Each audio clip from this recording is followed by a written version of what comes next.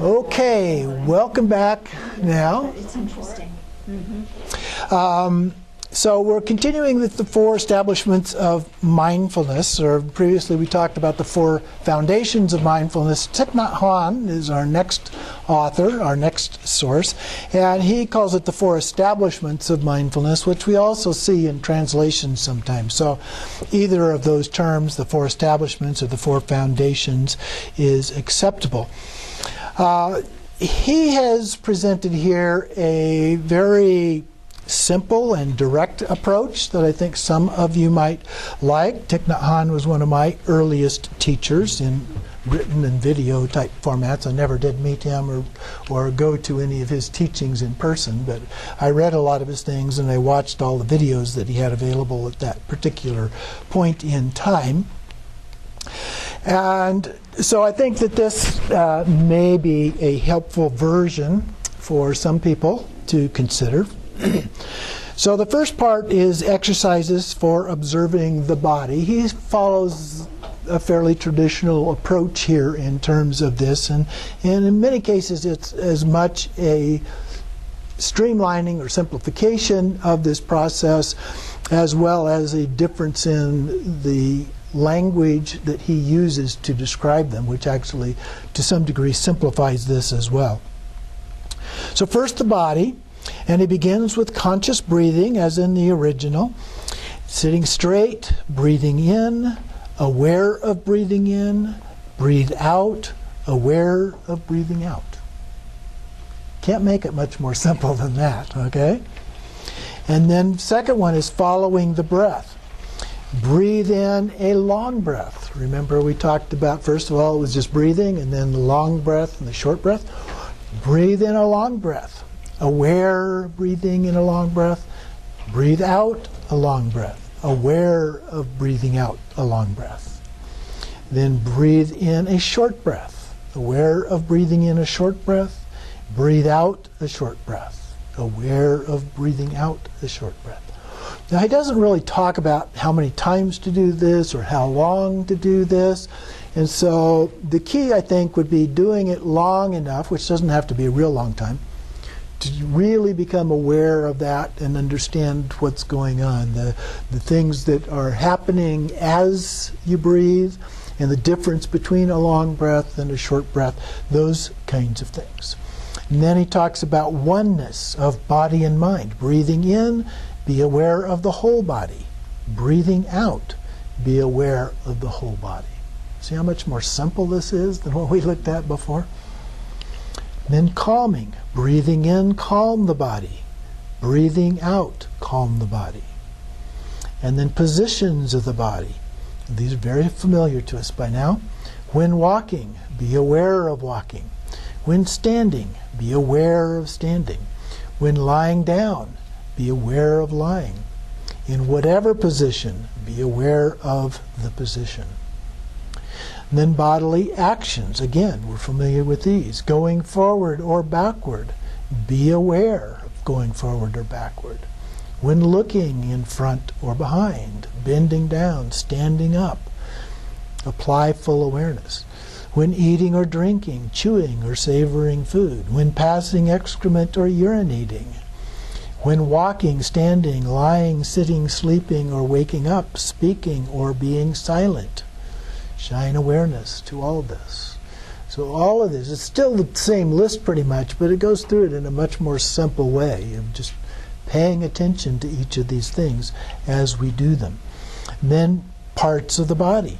Be aware of the body from the soles of the feet upward. Now it's interesting that he starts with the soles of the feet, whereas the other one started from the head going down.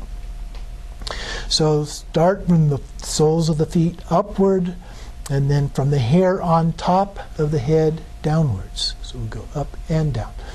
And then be aware of the body contained inside the skin and full of all the impurities which belong to the body. And of course this is the same list that we looked at before. And then the elements, the body and universe. Be aware that in this body is the earth element, the water element, the fire element, and the air element. Now that can be pretty easy to just gloss over without really thinking too much about it, but we should do the same kind of thing that was in the discussion before. And in his book, if you want this book or any of these books, what I would do if you like a particular practice is get the book associated with that one, because then they go into much more depth. This is just the real simple outline of what they describe, and so the book would be much more helpful to you in understanding some of the nuances and so forth that we don't have time to go through. And so we go each of those elements, but digging a little deeper into each of those elements and the qualities of those elements and so forth. The next one then is the body as impermanent. He's a little bit more directive there in his labeling of what we're talking about, the impermanence. And here he talks about the 9 stages of decomposition of the corpse. And so we looked at that, so we won't go through each of those. He does again simplify each of those a little bit, but we're familiar with the process now that is used as a part of that. The next one on page 17 is healing with joy. Now, we did not see that anyplace else. This is a completely new label as a part of it. But it relates to some things that were talked about previously, but just not mentioned very much. So he actually goes into a little bit more depth in this. What are these? These are the 4 jhanas, or dhyanas. Okay? So number 1, when you are fully aware of the body as body, a feeling of bliss arises during concentration and saturates every part of the body. That language comes directly from the discussion of the jhanas. Okay? And then the next one, further, a feeling of joy arises to saturate every part of the body. And then the next one, a feeling of happiness arises with the disappearance of joy and permeates the whole body. So there's a list, almost a matrix of these experiences. The first one of bliss, then joy, then happiness. But then things begin to drop out of the list too. So in this one, we have the feeling of happiness, but the feeling of joy drops out. And then the fourth one, further, the whole body is enveloped with a clear, calm mind filled with understanding. Okay?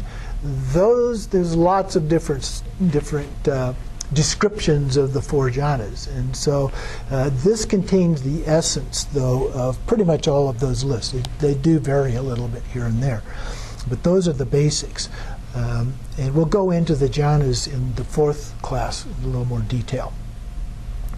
So then, exercises for observing the feelings. So this is the third part, or the second part of the 4 establishments.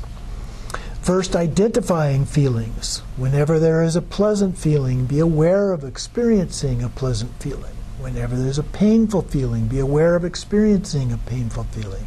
Whenever there is neither, be aware of experiencing a neutral feeling. And then seeing the roots of feelings and identifying neutral feelings. So these are grouped together. So 1 and 2 are about pleasant feelings. 3 and 4 are about painful feelings. 5 and 6 are about neutral feelings. And so the first one in the pair talks about body. The second one talks about mind. So we have the pleasant feeling in the body, pleasant feeling in mind. Painful feeling in the body, painful feeling in the mind. Neutral feeling in the body, neutral feeling in the mind. Okay? So he's actually simplified, again, a little bit more clear, the specifics of what it is that we're looking at in this particular context. And then the third establishment is exercises for observing the mind. So here, first observing the desiring mind, the mind that desires things. That language is familiar. So when the mind is desiring, be aware of desiring. When the mind is not desiring, be aware of not desiring. So we're always aware, but it's usually one of these things at a time that we have to go through. When the mind is hating, again, or not hating. When the mind is in a state of ignorance, or not in a state of ignorance.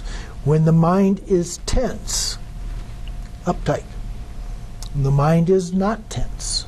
When the mind is distracted. And when the mind is distracted. Then, when the mind has a wider scope, thinking more broadly instead of really focused on one thing. So beware the mind has widened in scope, and then when it is narrower in scope, that it has become narrower in scope. So we're paying attention to these things as they go on. When mind is capable of reaching a higher state. Doesn't say that it is at a higher state, but it's capable. So we know there is further. We can go further, as we talked about a little earlier. We be aware mind is capable of reaching that higher state. When mind is not capable of reaching a higher state, be aware that it is not capable of doing that. We may reach, particularly on one day or another. One day we hit the ceiling, and the next day we don't. We can clearly see that it can go further. Then, number 8 here, when mind is composed, be aware that mind is composed. When mind is not composed, be aware that mind is not composed. So we're talking about being calm, collected, tranquil, at peace, those kinds of things, similar to what we talked about before. When my mind is free, be aware my mind is free. When my mind is not free, be aware my mind is not free. Okay, so a sense of freedom. And then anger. So we flip. Whenever anger is present, be aware. When anger is not present, be aware. When anger begins to rise, so like we talked about before, that sense of just developing. When anger begins to arise, be aware of it. And then when anger is abandoned, be aware of it. And then, and this is a nice addition here, an important one, when anger already abandoned will not arise again in the future, be aware of it. So at what point have we absolutely shut that off, that it's not going to come? The next time somebody gets mad at us, we're not going to be affected by it. Okay? Not an easy thing, but that's the goal. That's what we're headed for. And then when mind is not attached, be aware it is not attached. And then when mind is not hating, to be aware it is not hating.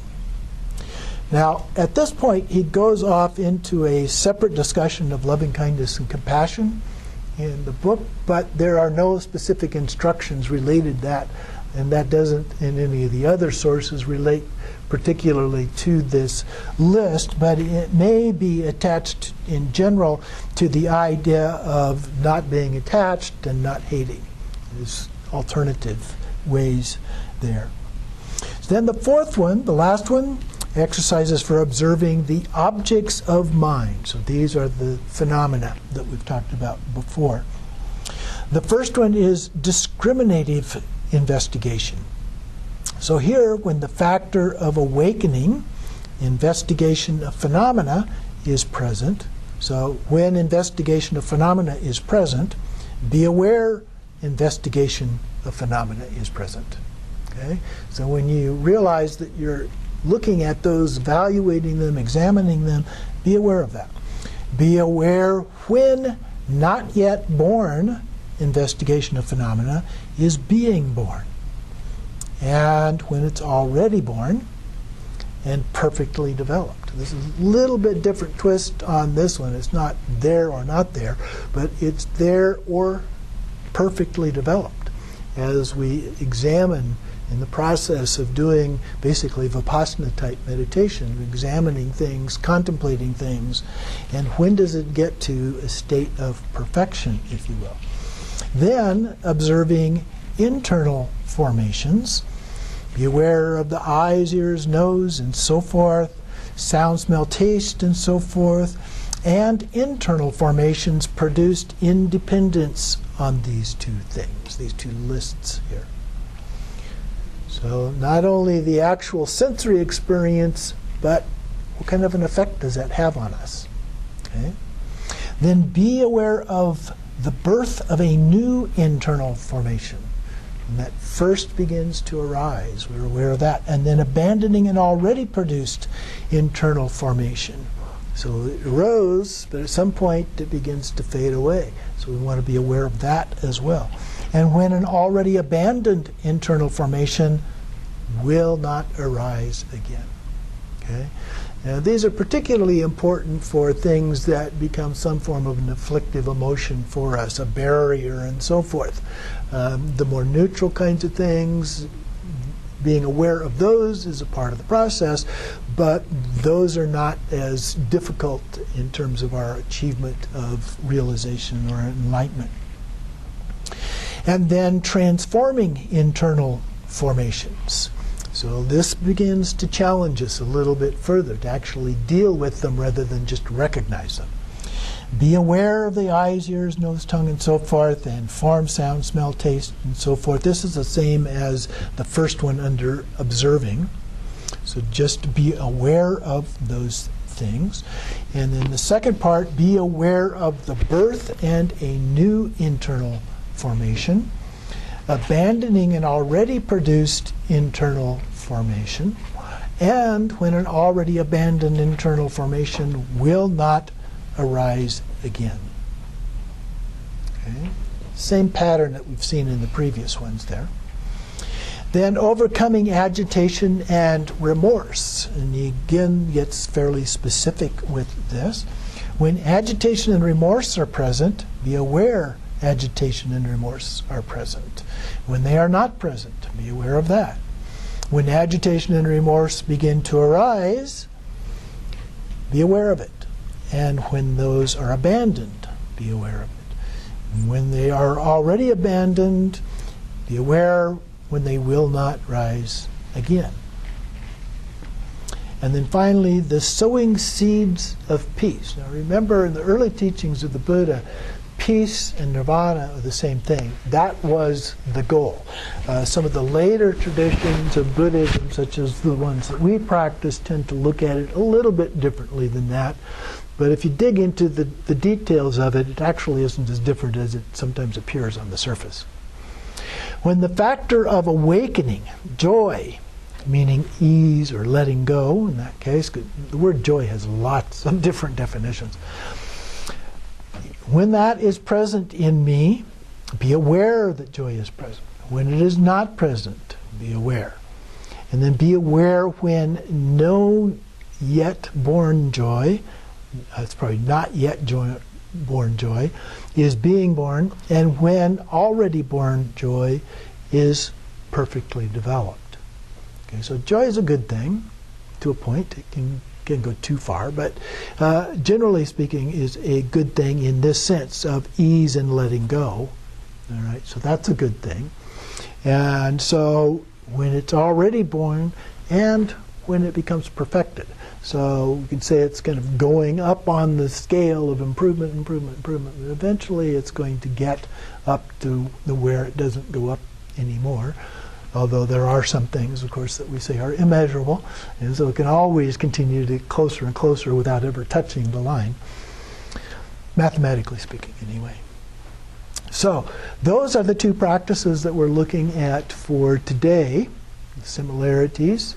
And so I encourage you to try both of those, at least to some extent, and maybe get through all of one of those at least during this next week, and then we can talk about the experiences that you had with that when we get together again next week. No.